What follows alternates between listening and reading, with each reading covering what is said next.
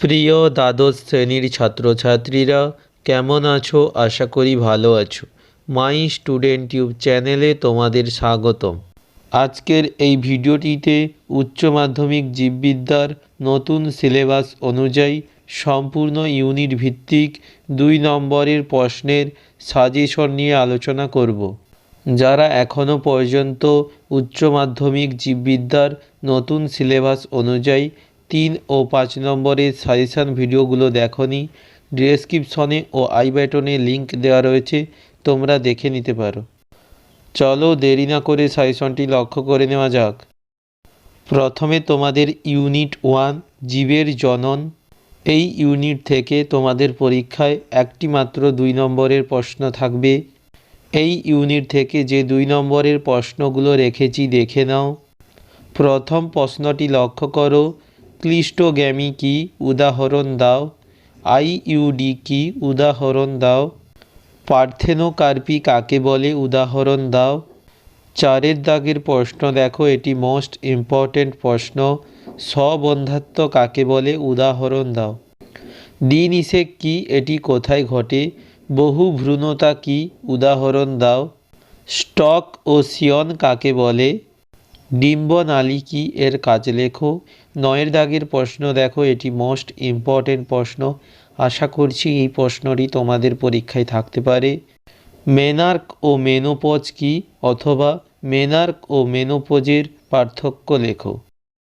Vasectomy ও tubectomy কাকে বলে, অথবা তোমরা প্রস্তুত করে রাখতে পারো।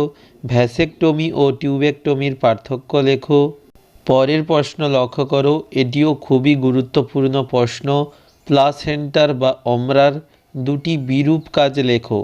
ক্যাপাসিটেশন বলতে কী বোঝো। সার্টোলিক কোষ কি, এর কাজ লেখো। পরের প্রশ্ন দেখো, লেডিক কোষ কি, এর কাজ লেখো। তোমরা একটা প্রশ্ন প্রস্তুত করে রাখতে পারো, সার্টোলিক কোষ ও লেডিক কোষের পার্থক্য। এমটিপি কি, এটি কোন ক্ষেত্রে প্রয়োজন হয়। জননগত স্বাস্থ্যের সংজ্ঞা দাও, এর প্রয়োজনীয়তা লেখো। গিফট ও জিফট বলতে কী বোঝো। 18 দাগের প্রশ্ন দেখো, এটিও মোস্ট ইম্পর্ট্যান্ট প্রশ্ন। আইসোগ্যামি ও উগ্যামির মধ্যে পার্থক্য লেখো। মৌখিক গর্ভনিরোধক বড়ি কিভাবে গর্ভরোধ করে। এই ইউনিটের শেষ 2 নম্বরের প্রশ্নটি দেখো, কপারটি কিভাবে কাজ করে। এরপর তোমাদের ইউনিট 2 জিন তত্ত্ব ও বিবর্তন। তোমাদের এই ইউনিট থেকে পরীক্ষায় মাত্র একটি 2 নম্বরের প্রশ্ন থাকবে। এই ইউনিট থেকে যে 2 নম্বরের প্রশ্নগুলো রেখেছি দেখে নাও। মাল্টিপল অ্যালিল বলতে কী বোঝো। সহপ্রকটতা কি, উদাহরণ দাও। এর সঙ্গে তোমরা প্রস্তুত করে রাখতে পারো, অসম্পূর্ণ প্রকটতা কি, উদাহরণ দাও। ক্রিস ক্রস উত্তরাধিকার কি, এটি মোস্ট ইম্পর্ট্যান্ট প্রশ্ন। 4 দাগের প্রশ্ন লক্ষ্য করো, টার্নার সিনড্রোম, ডাউন সিনড্রোম ও ক্লাইনফেল্টার সিনড্রোমের কারণ ও একটি লক্ষণ লেখো। এখানে 3টে রোগ দেওয়া আছে, এই 3টে রোগের মধ্যে যে কোনো একটি রোগের কারণ ও লক্ষণ তোমাদের পরীক্ষায় থাকতে পারে। পরের প্রশ্ন দেখো, পলিজেনিক উত্তরাধিকার কি, উদাহরণ দাও। প্লিওট্রপিজম কাকে বলে, উদাহরণ দাও। 2টি লিঙ্গ সংযোজিত বংশগত রোগের নাম লেখো। 8 দাগের প্রশ্ন দেখো, এটি মোস্ট ইম্পর্ট্যান্ট প্রশ্ন। এইচজিপি বা হিউম্যান জিনোম প্রজেক্ট কি, এর সুবিধা লেখো। লিডিং স্ট্র্যান্ড ও ল্যাগিং স্ট্র্যান্ড বলতে কী বোঝো। পরের প্রশ্ন দেখো, এটি মোস্ট ইম্পর্ট্যান্ট প্রশ্ন। ডিএনএ ফিঙ্গারপ্রিন্টিং বলতে কী বোঝো, এর গুরুত্ব লেখো। সেন্ট্রাল ডগমা কি। 12 দাগের প্রশ্ন দেখো, এটিও মোস্ট ইম্পর্ট্যান্ট প্রশ্ন। ডিএনএ রেপ্লিকেশনকে অর্ধবিচ্ছিন্ন ও অর্ধ সংরক্ষণশীল বলা হয় কেন।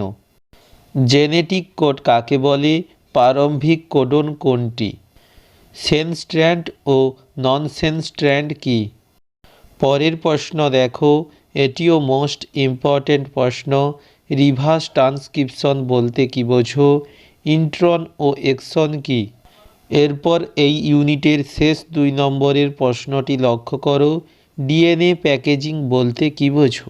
এরপর তোমাদের ইউনিট 3 জীববিদ্যা ও মানব কল্যাণ। এই ইউনিট থেকে দুটো 2 নম্বরের প্রশ্ন থাকবে। এই ইউনিট 3-র প্রথম 2 নম্বরের প্রশ্নটি লক্ষ্য করো। FAB ও FC রিজিয়ন কি? দাঁত রোগ বলতে কি বোঝো? লোফলার সিনড্রোম কাকে বলে?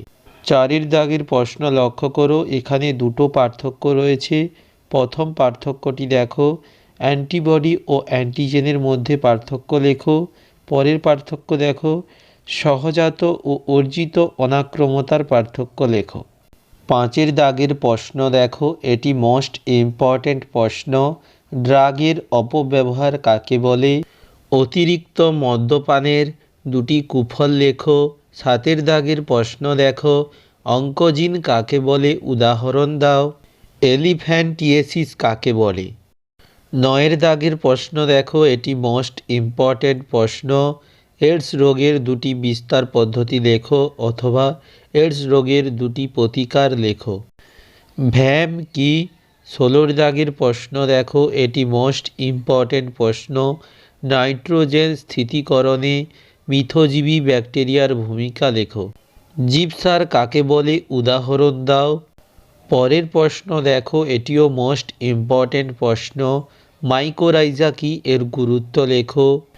এই ইউনিটের শেষ 2 নম্বরের প্রশ্নটি লক্ষ্য করো। এটিও খুবই গুরুত্বপূর্ণ প্রশ্ন। প্রণোদিত প্রজনন বা হাইপোফাইজেশন কাকে বলে? এর গুরুত্ব বা সুবিধা লেখো। এরপর তোমাদের ইউনিট 5 বাস্তববিদ্যা ও পরিবেশ। এই ইউনিট থেকে মাত্র একটি 2 নম্বরের প্রশ্ন তোমাদের পরীক্ষায় থাকবে। এই ইউনিট থেকে আমি যে 2 নম্বরের প্রশ্নগুলো রেখেছি দেখে নাও। প্রথম প্রশ্নটি লক্ষ্য করো, এটি খুবই গুরুত্বপূর্ণ প্রশ্ন। নিচ ও হ্যাবিটাটের দুটি পার্থক্য লেখো। হটস্পট নির্ধারণের দুটি শর্ত লেখো। জন্মহার ও মৃত্যুহারের মধ্যে পার্থক্য লেখো।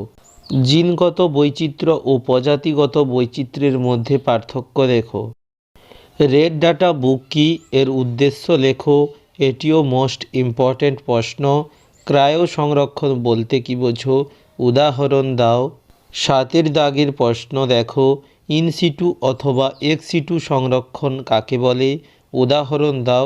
এর সঙ্গে তোমরা প্রস্তুত করে রাখবে। পার্থক্য লেখো। ইনসিটু ও এক্সিটু সংরক্ষণ। বায়োস্ফিয়ার রিজার্ভ কি? উদাহরণ দাও। ভারতের একটি বিপন্ন উদ্ভিদ ও বিপন্ন প্রাণী প্রজাতির নাম লেখো। 10-এর দাগের প্রশ্ন দেখো, এটিও খুবই গুরুত্বপূর্ণ প্রশ্ন। মানব দেহের ওপর তেজস্ক্রিয় দূষণের দুটি প্রভাব লেখো। ওজোন স্তর ক্ষয়ের দুটি কারণ অথবা ওজোন স্তর ক্ষয়ের দুটি প্রভাব লেখো। শব্দ দূষণ নিয়ন্ত্রণের দুটি উপায় লেখো। ইউট্রফিকেশন কি? জৈব বিবর্ধন কাকে বলে? পরের প্রশ্ন দেখো, ইকোলজিক্যাল নিচ কাকে বলে? সাইলেন্ট ভ্যালি আন্দোলন বলতে কি বোঝো? এটি কিন্তু খুবই গুরুত্বপূর্ণ প্রশ্ন। বাস্তুতান্ত্রিক বৈচিত্র্য কি? চিপকো আন্দোলন বলতে কি বোঝো? অটোকোলজি ও সিনিকোলজির মধ্যে পার্থক্য লেখো। এরপর তোমাদের এই সাজেশনটির শেষ 2 নম্বরের প্রশ্নটি লক্ষ্য করো। বর্ণগ্রহ কাকে বলে? উদাহরণ দাও। এই ছিল তোমাদের নতুন সিলেবাস ও নতুন নম্বর বিভাজন অনুযায়ী জীববিদ্যার সম্পূর্ণ ইউনিট ভিত্তিক 2 নম্বরের সাজেশন। ভিডিওটি ভালো লাগলে একটি লাইক করো, আর যারা এখনও পর্যন্ত আমাদের চ্যানেলটিকে সাবস্ক্রাইব করোনি প্লিজ সাবস্ক্রাইব করে রাখো। ভালো থাকবে। Good bye.